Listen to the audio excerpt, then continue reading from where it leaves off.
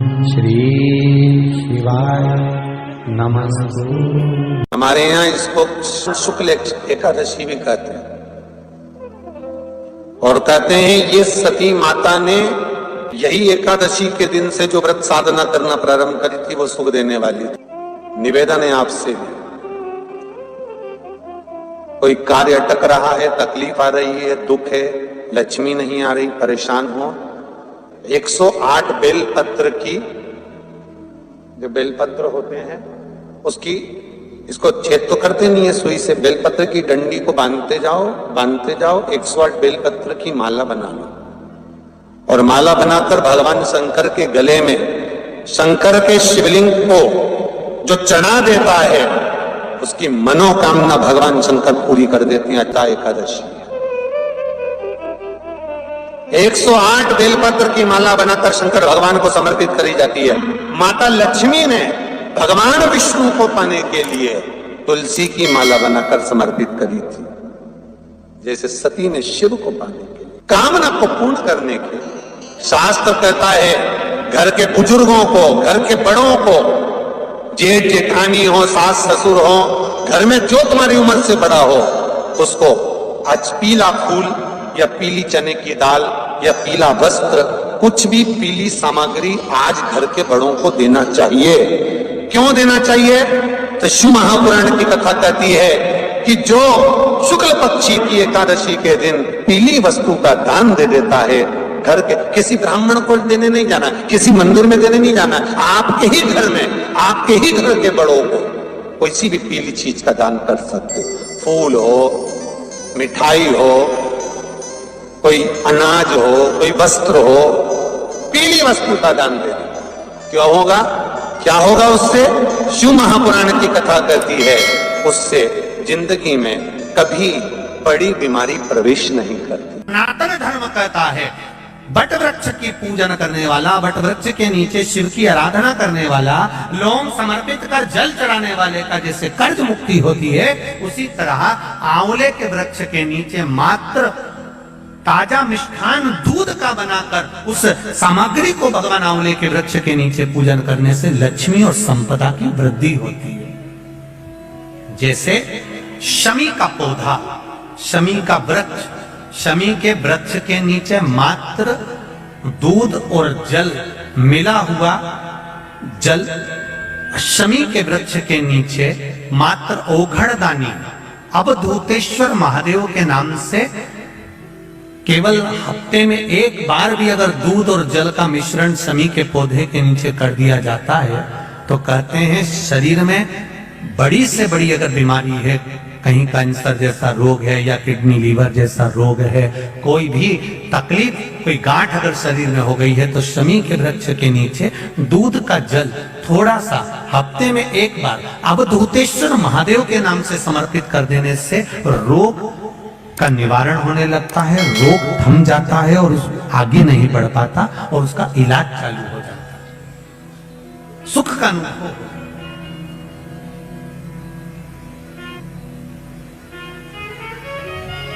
बस एक बात का स्मरण रहे, आप आंवले के वृक्ष के नीचे अगर कोई भोग लगाया गया है पा सकते हैं, पीपल के वृक्ष के नीचे कोई भोग लगाया है पा सकते हैं, बट वृक्ष के नीचे कोई भोग लगाया गया है पा सकते हैं। जिस वृक्ष के नीचे भोग लगाओगे पालोगे, पर शमी वृक्ष के नीचे का जो भोग लगाया गया है वो नहीं पाया जाता।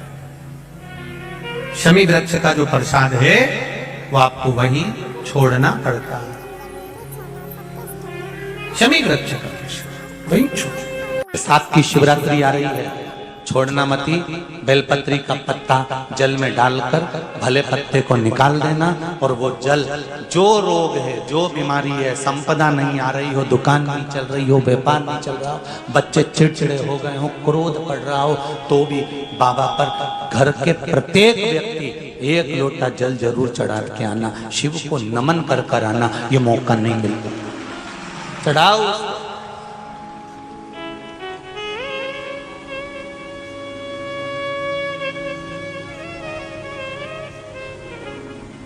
बैसाख के महीने में एक पकवान बनता है शंकर जी का,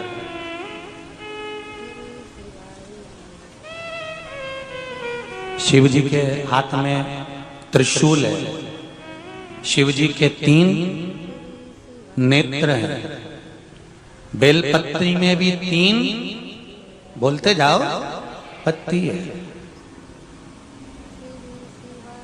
बैसाख के महीने में जो शंकर भगवान को प्रसाद का भोग लगता है उसमें भी 3 ही चीज मिलती है। सत्तू,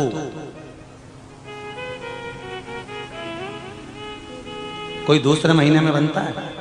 जम के तो बोलो नहीं। कब बनता है? यही बैसाख के महीने में।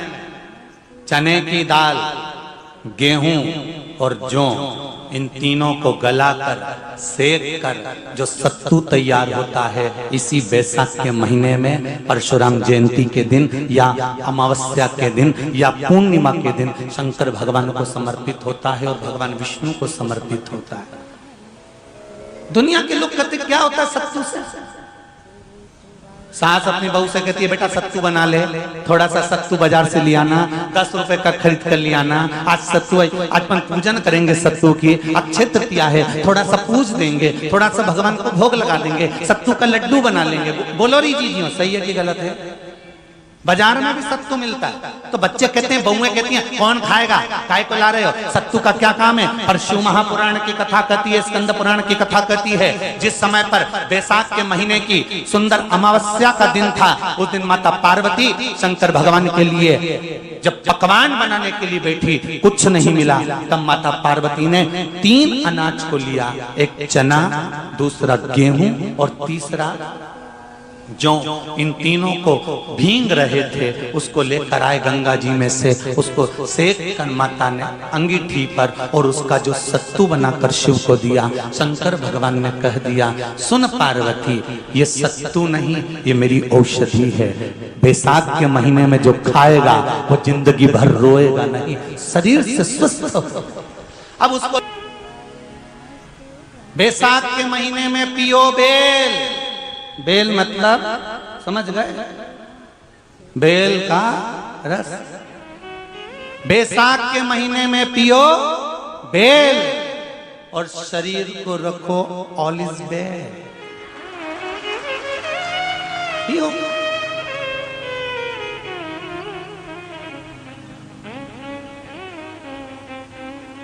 शरीर बेकार नहीं होगा, शरीर बेकार नहीं हो सकता। अब शिव आराधना तो करो। हाँ, जिंदगी की मोड़ पर शंकर परीक्षा बहुत लेते हैं। चलो आ जाओ गरुड़ पुराण में। मरने का 47वां दिन, जब मरेंगे तब गरुड़ पुराण बचेगी, पहले ही सुन लो। और जिसके पास में गरुड़ पुराण नहीं हो तो पंडित जी से मंगवा कर फिर पढ़ के देख लेना। मरने के 47वें दिन, 47 डेज, 47वें दिन किस चीज का दान तुम्हारे सामने आता है? मरने के 47वें दिन। 10 दिन तक तो जीवात्मा घर की अटारी फिरती, मरने के बाद 12वें के दिन चली जाती है। उसके बाद में जब 47वां दिन आता है तो 47वें दिन जीवात्मा को क्या दान करा जाता है? व्यक्ति ने क्या पुण्य करा होता है कि उसको नरक नहीं भोगना पड़ता, बेतरणी नहीं भोगना पड़ती, वो सीधे बेतरणी से पार उतर जाता है। वो किस चीज का दान है? तो कहा शिव महापुराण में, गरुड़ पुराण में, कि वो सत्तू का दान है जो बैसाख महीने में करा जाता है। सत्तू का दान 3 चीजों से मिलकर बनता है। जौ, बोलते जाओ जल्दी, गेहूं, चना, ये 3 चीज से मिलकर बनता है। इसमें जो बारीक बारीक कण होते हैं, जितने जितने 3 चीज के मिले हुए बारीक बारीक कण होते हैं, ये जब दान किया जाता है सत्तू का, तब ये बेतरणी करने के लिए 47वें दिन इस जीवात्मा ने अगर सत्तू का दान करा होता है या सत्तू का सेवन बैसाख के महीने में करा होता है तो उसको बेतरणी नहीं भोगना पड़ती, डायरेक्ट सीधे रतलाम उज्जैन से डायरेक्ट। किस किस क्या बनता है सत्तू? मैंने भी तो ये पूछा किस किस क्या बनता है। मैं अभी थोड़ी ना कि अभी बन गया, बैसाख में बनता तो होगा। पहले गांव के लोग तीरथ करने जाते थे, गांव का लोग जब तीरथ करने जाता था कोई सामान नहीं लिया, सत्तू बांधी पोटली में धरा यूं और पानी में घोलिया और नमक डालिया या शक्कर या गुड़ घोल के और पी के वो ही चले। आज के अब जब सैनिक युद्ध करने जाता है, थक जाता है, बहुत थकान हो जाती है। जब उससे देखा जाता है तो सैनिक का जो कमांडर होता है वो सत्तू मंगवाता है और गिलास में घोल घोल कर पूरी सेना को पिलवाकर फिर युद्ध में उतार देता है। फिर युद्ध में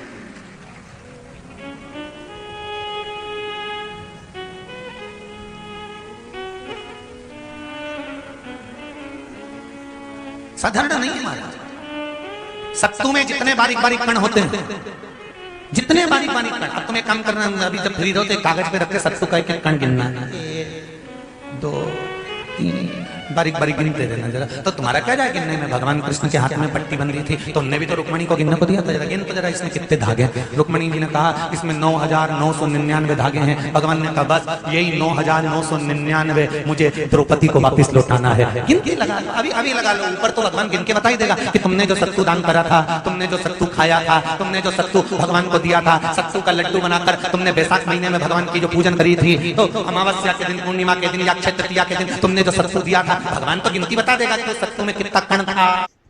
सत्तू दिया था, भगवान तो गिनती बता देगा कि सत्तू में कितना कण था। और अगर नहीं बताए तो तुम आंदोलन पे बैठ जाओ। क्या मैं बताओ पहले हमने कितना सत्तू दिया था, उसमें कितने कण थे, बताना पड़ेगा।